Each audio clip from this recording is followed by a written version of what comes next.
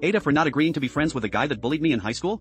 I 25F was severely bullied in high school. I was considered chubby 130 pounds, 160 centimeters and had a bit of a stutter. The stutter was caused by anxiety and only happened around people who bullied me. In my junior year, a boy in my grade joined in on the bullying. Let's call him Jake. He was worse than everyone else. He used to follow me home, pour things on me, push me into bushes or into oncoming traffic. He once pushed me into a lake on a school trip when he found out I couldn't swim. I could go on about what he did to me, but we'd be here all day. After one incident where he made fun of my appearance, I couldn't take it anymore. It wasn't the worst thing he did, but it was the straw that broke the camel's back. I tried to commit suicide with sleeping pills, but my uncle found me and took me to the hospital. I was in a coma for 11 days. I didn't go back to school after that and was homeschooled for my senior year. I never spoke to anyone from school except two girls, Kate and Sarah, who checked up on me at the hospital. We're still friends. I moved away from that town after high school. I'm back in town for the first time in 7 years now. My cousin is getting married, so I'm here for her wedding. I decided to come a week early to spend time with my parents. I went to a bar with Kate and Sarah a couple of days ago and saw Jake. I didn't recognize him at first, but Sarah told me it was him. I felt anxious but decided to pretend he wasn't there. He approached us as we were leaving and said hi. I said hi and engaged in small talk. Our Uber arrived, so we said bye and left. He sent me an email, not sure how he got it, but I've had this email since high school, so maybe he's had it since then.